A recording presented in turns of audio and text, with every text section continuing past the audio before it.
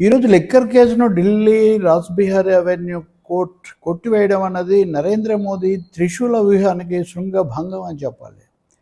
2021లో వచ్చినటువంటి Delhi liquor policy చాలా ఘోరమైందని, ఆప్ పార్టీకి నిధులు సమకూర్చుకోవడానికి ఉద్దేశించిందని చెప్పి తాడు బొంగరం లేనటువంటి ఒక కేసు పెట్టారు.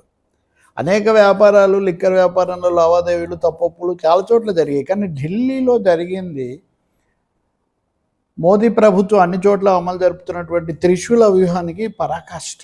ఎందుకంటే లిక్కర్ కేసు మీద ఎన్ని ఛార్జ్షీట్లు, వేల పేజీలు వేశారు, కానీ అందులో ఒక్క నిర్దిష్టమైన ఆధారం కూడా చూపించలేకపోయారని కోర్టు చేసిన వ్యాఖ్యానం చాలా తీవ్రమైంది. ఎందుకంటే సాక్ష్యాలు లేవు, సాక్షులు ఎవరు చెప్పలేదు, టెలిఫోన్ సంభాషణలో లేకపోతే ఆధారాలో మనీ డబ్బును పట్టుకోవడమే ఏమీ లేదు. కేవలం కన్ఫెషన్స్ ఎవరో కొంతమంది చెప్పారు, వాళ్ళు వీళ్ళ మీద చెప్పారు, వీళ్ళు వాళ్ళ మీద చెప్పారు, ఇలా అంటూ ఉప ముఖ్యమంత్రి సిసోడియాను సుదీర్ఘకాలం పెట్టారు. దాదాపుగా అసెంబ్లీ ఎన్నికల దగ్గరకు వస్తాయనుకుంటున్నప్పుడు కేజ్రీవాల్ను జైల్లో పెట్టారు. మిగతా వాళ్ళలా కేజ్రీవాల్ రాజీనామా చేయలేదు. ఆయన జైలు నుంచి వచ్చాక రాజీనామా చేశారు. కానీ ఒక ముఖ్యమంత్రిని కక్ష సాధింపుతోనో రాజకీయ కోణంలోనో కేసులో ఇరికించి అరెస్ట్ చేసినంత మాత్రాన పదవి నుంచి వైదొలగాలి, పదవిలో ఉండకూడదని ఎక్కడ లేదని ఆయన సవాల్ చేశారు. కోర్టు కూడా దాన్ని ధృవీకరించి ఆయన కొనసాగవచ్చని చెప్పింది. కాబట్టి అనేక విధాల గుణపాఠం. సరే, తెలుగు రాష్ట్రాల్లో మరి ముఖ్యంగా తెలంగాణలో కవిత ఈ కేసులో ఉండడం వల్ల, తర్వాత బీఆర్ఎస్లో వచ్చిన పరిణామాల వల్ల ఆమె బయటపడడం అనేది కూడా ముఖ్యంగా చూడొచ్చు. అంతగా చర్చకు రానిది ఆంధ్రప్రదేశ్లో అయితే కనుక మాగుంట కుటుంబం. వాళ్ళు వైసీపీలో ఉన్నప్పుడు ఈ కేసులో చిక్కుకున్నారు. తర్వాత వాళ్ళు తెలుగుదేశంలో చేరారు. ఇప్పుడు వాళ్ళు కూడా ఇందులో క్లీన్ చిట్ వచ్చింది. వీళ్ళందరికీ క్లీన్ చిట్ వచ్చింది అంటే ఇది నిజానికి ఎవరికి ఎదురు దెబ్బ రాజకీయంగా? ఖచ్చితంగా మోదీ ప్రభుత్వం త్రిశూల వ్యూహం అంటే enforcement directorate, IT department, CBI ఈ మూడింటిని కూడా ప్రయోగించి నాన్ బీజేపీ స్టేట్స్, బీజేపీ ఇతర రాష్ట్ర ప్రభుత్వాలను ముప్పుతిప్పలు పెట్టడానికి, వేధించడానికి, వెంటాడడానికి, లొంగదీసుకోవడానికి, ప్రలోభ పెట్టడానికి, తమ వైపు తిప్పుకోవడానికి అస్త్రాలుగా ఉపయోగిస్తూ వచ్చింది. ఇదో పెద్ద బ్రహ్మాస్త్రం అనుకున్నారు చాలామంది. కానీ కాదు అని లిక్కర్ కేసు ఇప్పుడు నిరూపిస్తుంది. సరే, ఢిల్లీ ఎన్నికల్లో ఆప్ ఓడిపోయి ఉండవచ్చు, కానీ కేజ్రీవాల్ ఇలా ఇంత చేస్తుంటాడా, ఇంత పథకం ప్రకారం చేశాడా అన్నది ఎవరు పెద్దగా విశ్వసించలేదు.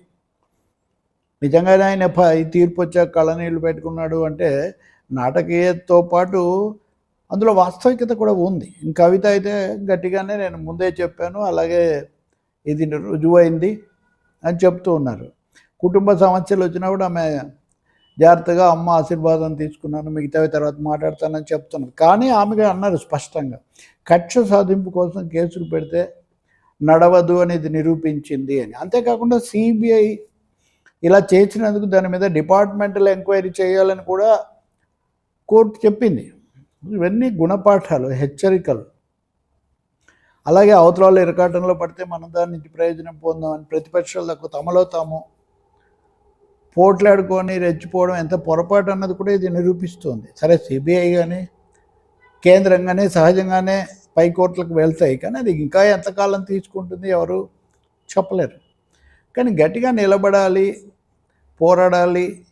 అలాగే ఎల్లకాలం కూడా దేశాన్ని ఏదో దీనిలాగా సామంతరాజ్యంలాగా భావించి ప్రధానమంత్రి, కేంద్ర ప్రభుత్వం ఈ త్రిశూల వ్యూహంతో అప్రజాస్వామికంగా ఏకపక్షంగా వ్యవహరించడాన్ని అనుమతించకూడదని మటుకు గుణపాఠం చెప్తూ ఉంది లిక్కర్ కేసు.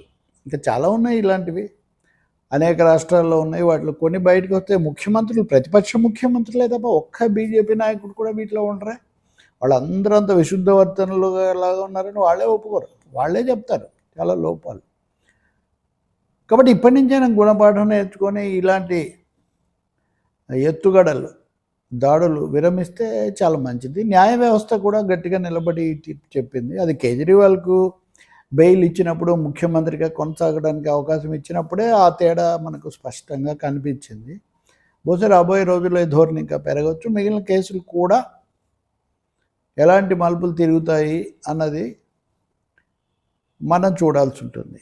ఎక్కువగా ఇప్పుడు కవిత మళ్ళీ బీఆర్ఎస్లోకి వెళ్తారు అది ఇది అంటారు. ఈ ఒక్క అంశంతో ముడిపడి లేదు కాబట్టి అదేదో వెంటనే జరుగుతుందని కూడా ఎవరు చెప్పలేరు. ఆ కారణం వల్ల ఆమె రాలేదు కాబట్టి.